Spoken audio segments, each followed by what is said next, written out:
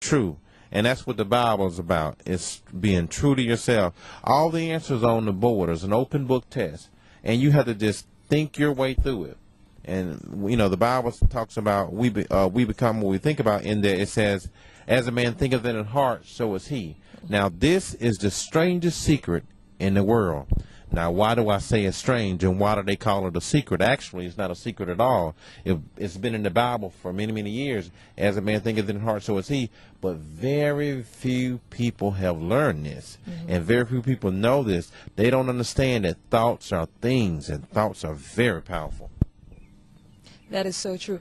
Now, I'm looking at a chessboard in my mind, and you have to really think, like you said before, what your next move is going to be. For me, that's how the Bible is. Because when I'm going to do something, I look, everything has been all spelled out in the Bible. So I said, if I do this, these are the consequences. This is what someone else has been through.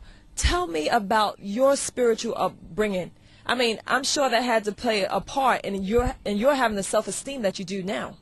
Well, I'm glad you said that, because the Bible is an excellent book, because it's got stories on both sides of the ledger.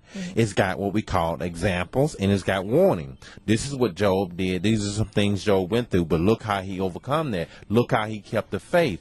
And it's got warning. Hey, look, this is what Judas did.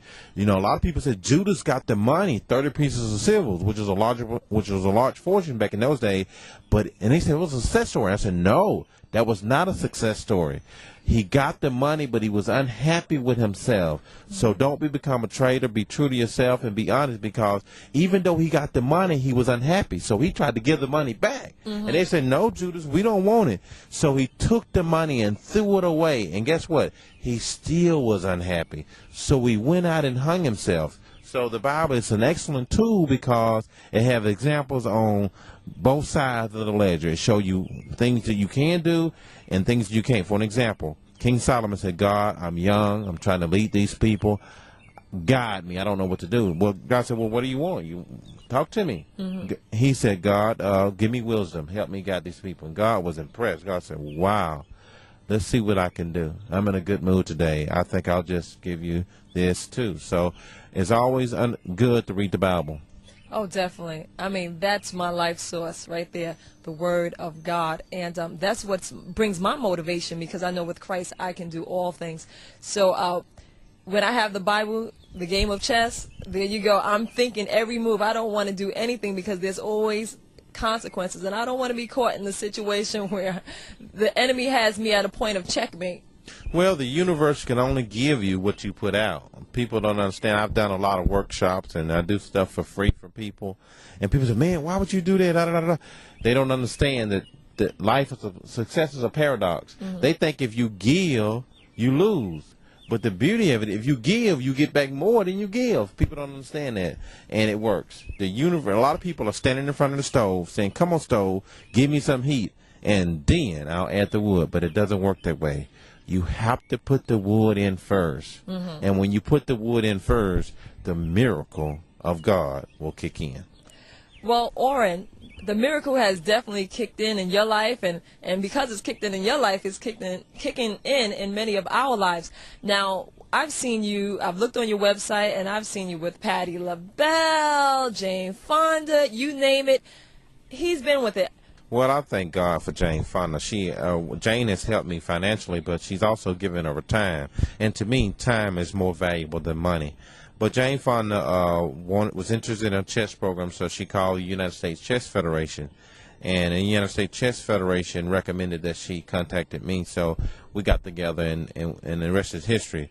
But I'm very thankful for Jane Fonda. She has really been a beacon of light, and she is just really down to earth. She really cares about the kids. She really want to make a difference. And one of the things she told me was that she want those kids to realize that they all important, and that they all belong here, and that they have a right to be here. What about Patti LaBelle? Now, I saw that, and I like Patti LaBelle. She can sing her heart out. Yeah, I thank God for Patti too. She care about the kids and very passionate. I'm trying to work something out with her now where I can try to get her to do something, but I'm in the planning stages on that. So a lot of good things are looking forward. But when you work on your gift, they'll put you in front of great people. So, and that's why I'm here to help others. And if you're out there listening, I'm here for you. I'm here to help people, and that's my life. I like helping people. It's my passion. Wow. We just talked about Orrin C. Hudson helping the youth, and what we're going to do now is take a look at one of the clips where you're at. What's the name of the school that we went to? Benteen Elementary. Benteen Elementary. So let's see some clips with Orrin in action.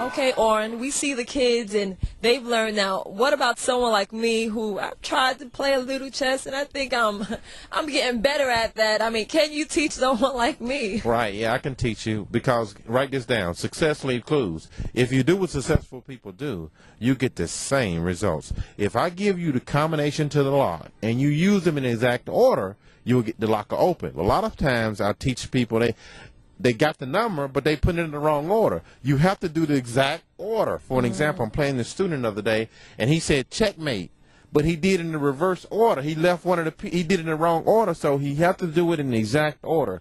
And if you do things in the exact order I do, you'll get the same results. And it's just like life. If you do it, if you want to be successful, you got to hang around successful people. You cannot fly with the eagles if you're scratching with the turkeys.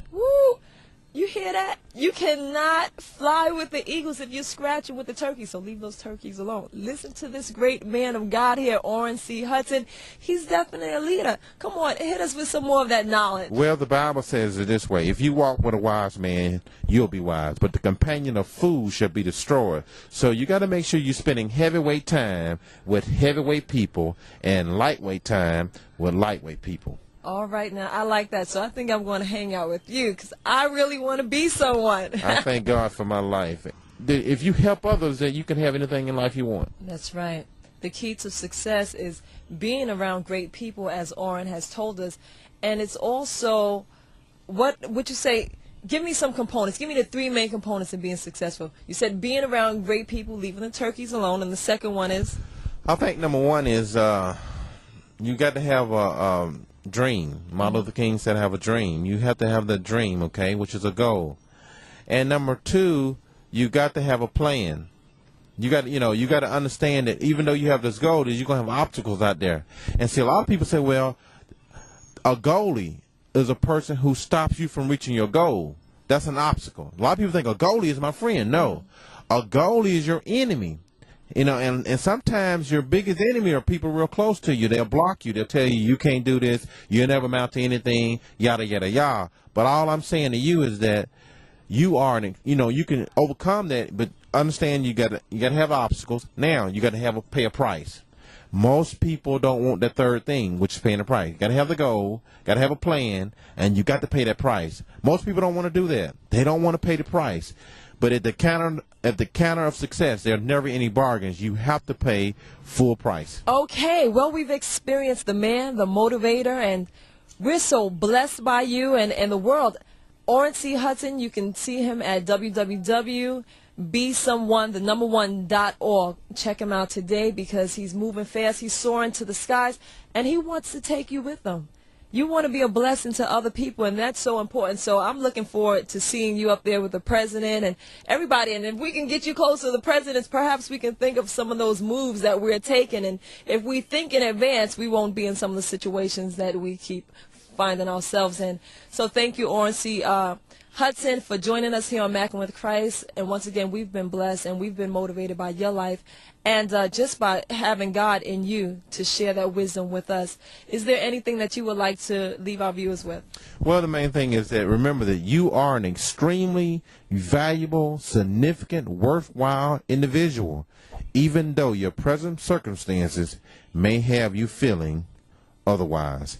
Just remember that we all are angels and that we can fly as long as We all are angels with one wing, and we need each other to fly.